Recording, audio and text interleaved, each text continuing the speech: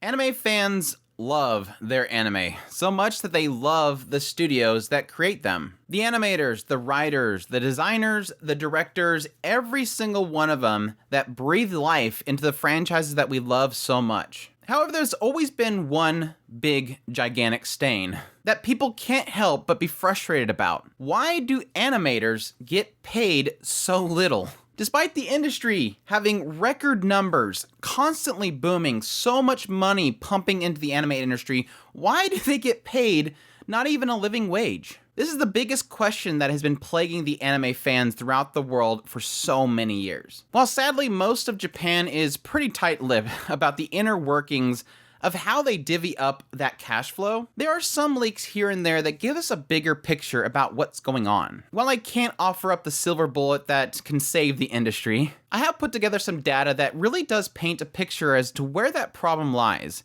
And for a lot of people out there, it may not be what you think. Before we get started, I do want to lay some ground rules. Yes, a lot of people out there that are watching this probably already know this information, but I do want to kind of set a standard for what everybody understands on how anime exactly is made. I'll have some timestamps down below, so if you want to skip ahead, you can. Whenever an anime is going to be made, you typically have a producer, somebody that actually has the money, the one that's actually going to put money forward to make an anime adaptation or an anime in general made. Now, this could be a single group, a single person, somebody that has something that they want to create, but for a majority of your anime that you're made, you typically have what they call a production committee, which is a group of companies that come together that all want something made. Now, the example that I have here is for Spy X Family. For Spy X Family, you have this grouping of people that all have some sort of interest in the adaptation of the series. You obviously have Shueisha, who owns the original source material. They want to put money forward to make an anime adaptation because they want to sell more of their manga. Invest and return. Then you have companies like TV Tokyo that probably obviously wanted to have exclusive rights to have it on their broadcast. So they have money put forward, an investment for a return. And you can have other cases like a record label that wants to put their money forth in order to advertise their music CD. They want their soundtrack in that anime. But once this committee is established and they all have a set goal, they want to have an anime adaptation of something or an anime in general made, they go out and they'll find a studio that will adapt it. In this case with Spy X Family, they had two studios, Wit Studio and Cloverworks, and a contract will be made. This contract is an agreement that the studio or studios will produce episodes every single week. They will be broadcast. The production committee will pay them a certain price that they will agree upon. And success, we have an anime. It's being created, it's being broadcasted, some services are streaming it. Eventually we'll do some Blu-rays, we'll sell some CDs, merch will start be making for it. Profits across the board, right? Sort of.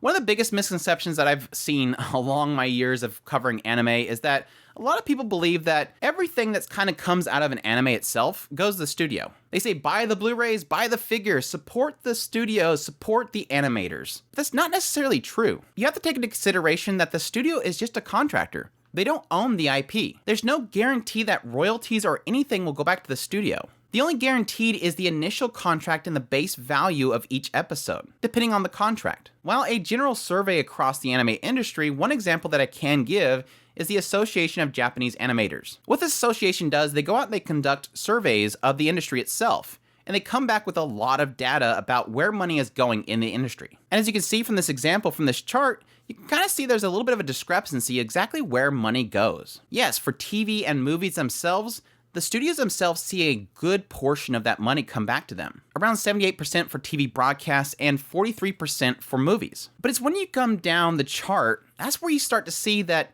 not all that money goes back to the animators. I think one of the sadder pictures that we get from this chart is especially the overseas distribution. Because as we've seen that internet streaming has been booming in the West, and that we have these big, huge companies that are buying up all the licenses to stream all these anime, and while they keep praising that your money on the streaming platform goes back to the studio, it's not so much. 6%. It's not huge. And yes, it's a huge part of the market itself. So I go back to the question earlier. Why aren't animators getting paid so much? I typically hear most people say it's the studios. The studios are not paying their animators enough. But then I hear a lot of people say it's the evil production committee. I mean, we love to vilify the production committee. I've done it in the past. They're easy to not like. They're the ones that hold the license. They're the ones that actually, pay the bills. They are the evil ones that want to be that money grubber. But I would argue the problem falls on both of them because the production committees pay so little and the studios are accepting so little pay. Again, this is a contract. This is not forced work. Both parties understand what they're putting forth and what they're accepting. I think of all the information that I was able to gather and looking into this deeper and deeper, one of the most sad things about it is that base value, what the initial contract they agree upon. Again, keep in mind there's other values that are in play. Again, they can get royalties, they can get certain kickbacks for certain things like merchandising, but that base value that some of these companies accept is just mind-boggling. I think one of the most controversial leaks that we've ever had for this whole value is in Bamboo Blade. There was a leak of an invoice that showed that base value of per episode that they were getting for Bamboo Blade as around $72,000 USD per episode. Now, to give context to this means that this studio has to basically survive possibly multiple weeks on $72,000 for the entire studio. Again, there could be other kickbacks in play, but that's that base value. And when you have a studio that has upwards of 80 to 200 staffers, that money doesn't go very far. It's really insane to consider. But the question mark comes in my head is, why would they accept such meager amounts? Why accept so little? I think it's really a product of accept or don't work. With a huge increase of anime production that's happening, we're seeing a huge increase of studios as well. With such a large base of studios available to these production committees and these producers, you can assume the mentality of, well, somebody will take it, forcing these studios to take it or shut down. But I can hear people still saying, you're wrong, it's the studios, they're not paying well, they're just accepting all this money and they're keeping it to themselves. And while I won't argue with people, I'm not gonna rule that out, there's been some recent reports that sort of paint a different picture for that. The financial research firm Teikoku Databank published a report that in 2021, 39.8% of the 309 anime production companies that they surveyed incurred losses in 2021. This is up by 0.9% from 2020. Now, do note they cite the pandemic and delays as part of the problem, but that kind of shows you just how small of a margin they're working with here. If they're banking so much money, there shouldn't be any reason why they're losing money. Now, this all comes down to, how do we fix this?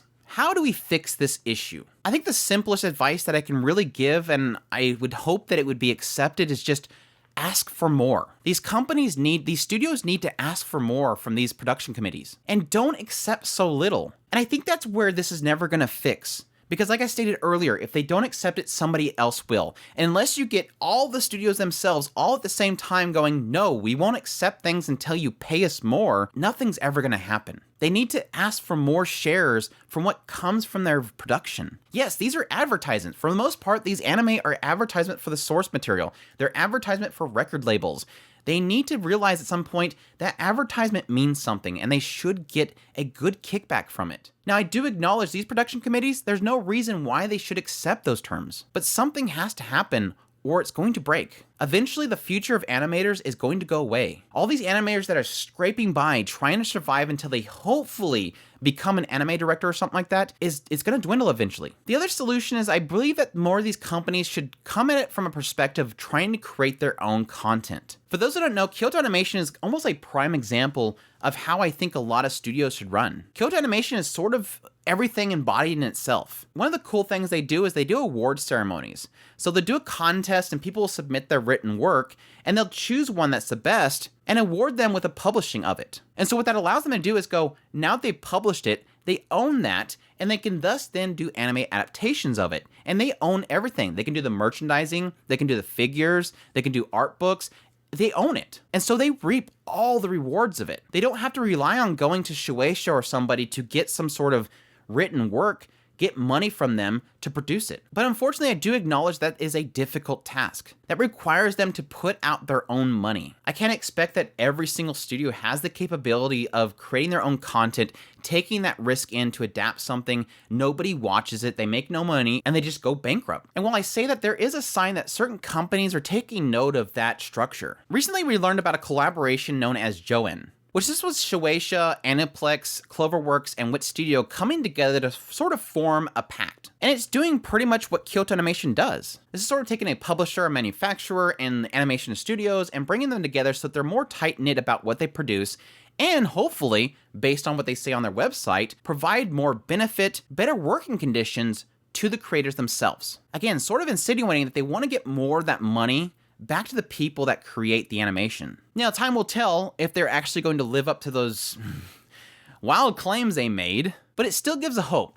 It still gives me a hope that we might see a future where this might happen to multiple studios, that they can get a publisher that they can work side by side with and benefit each other a lot more. Not just have the studios be random contractors that are just forced into making something happen and then get no benefit to what they create. I want to make one last statement in regards to this whole situation. A lot of people like to focus on animators just because they're kind of the lowest on the totem pole, but I always like to look at things in a much broader sense. Some people might remember this little diagram that was made during the production of Shirbako. For those who don't know, Shirbako is essentially an anime that is about animators. And what this diagram basically does is it takes all the characters from that show and it shows them how much their annual income is. And yes, like I stated earlier, most people look immediately to that side and go, holy crap, the animators get paid nothing. But honestly, when I look at this chart, I don't see that. I'd argue that this chart as a whole paints a very terrifying picture. Besides the A-list voice actress and besides the executive producer, nobody on this chart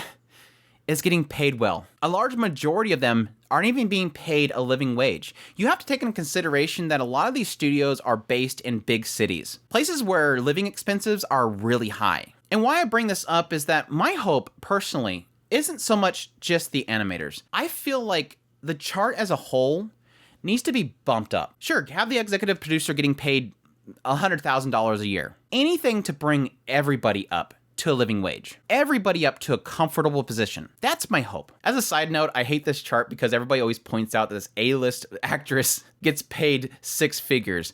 Let me be perfectly clear. They're not just making a single anime and making that much. They are doing a ton of stuff. If you have people like Rie Takahashi, Rie Kajimiya, these actresses and actors get paid because they do a lot of stuff. They do music labels, they do appearances, stage shows, TV interviews, radio dramas. They're doing a crap ton of stuff. They're not just doing 4 anime a year. But anyway, that's what I have to say about this whole subject about why animators get paid so little. I really do hope things change. As much as my video kind of makes it out to be something that's an immovable object, I really do hope that something changes the industry. If anything, we see that the anime industry itself is growing and growing, and there's a hope that eventually it gets to the point where these animators get paid what they're due. I think things like JOEN really gives me a lot of hope because I hope that somebody can set a standard. It obviously seems like the government itself is taking note of the low pay of animators. There was one government meeting where somebody literally pointed out the fact that you're exporting so much work to China, and it doesn't make sense that their animators are getting paid more than people in Japan. And so I'm hoping something like JOEN is the industry itself reacting and going, crap, if we don't do something now, the government's going to step in. Because the anime industry, manga, light novel is a big market for Japan, and they want to really make it flourish. But at any rate, I hope you guys enjoy this video as always. If you did, make sure to hit that like button down below. Comment, let me know what you thought of this whole situation. What do you think of all this data that I brought to you? Hopefully it gives you guys some insight into the industry itself. Additionally, if you like this content and you want to support it, I would greatly appreciate if you consider supporting us on Patreon, our tips link, or our super thanks button down below. I greatly appreciate everybody it does. Additionally, if you've not already, make sure to hit that subscribe button so you get all my content. I do news, reviews, first impressions. If it's anime, it's pretty much here. And with that said, y'all take care.